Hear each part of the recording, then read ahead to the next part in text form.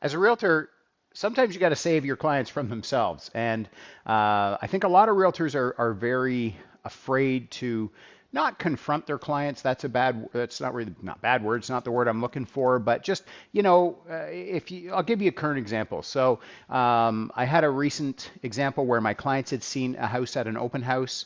Um, they had mentioned to me the day after that they really loved the house, so I reached out to the listing agent to get some more information on the house. We went through an entire week, 7-day period. We booked a showing so we could have a personal visit, without a whole crowd there, and we went in and saw the house again. They further deliberated whether they wanted to do something on this house for another 2 or 3 days, and then decided that they were going to put in an offer. And I had spoken to the agent, and verbally it sounded like everything came together.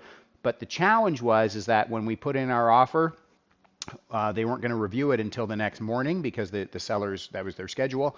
And another offer came in overnight, and we ended up losing the deal. And so, my clients were sort of, their bubble was sort of burst. They were a little heartbroken. They liked the property. I don't know that they loved it, but they liked it a lot. And they'd been looking for a little while, and so they came back to me, and the next day, and they're like, "Geez, we're really sorry," and it's you don't have to apologize to me, but where I think a lot of realtors don't or are afraid to say to their clients is where they went wrong. And in this case, my client had opened the door because he came back the next morning and said, it was a bummer we didn't get it. We actually really liked it. We know the value was there. We should have, went a little higher on price or whatever it was. But, the big thing there is timing.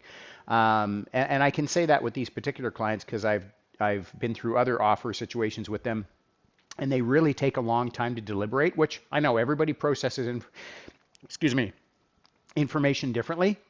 This has been an ongoing thing, and we've missed a number of properties that they've really, really liked that have checked all the boxes. And so, being able to have clients that are willing to accept that feedback, because as agents, as business people, we need to accept feedback to make our businesses better. So I believe the feedback also has to go the other way, and that if we want to be successful at this, Mr. Buyer and Mrs. Buyer, that this is something that we have to change going forward. And I think that's where a lot of realtors go wrong, and they just keep repeating the same steps with their clients over and over again to an unsuccessful outcome. So, I think it's super important to be able to have that dialogue with your clients and set that up early.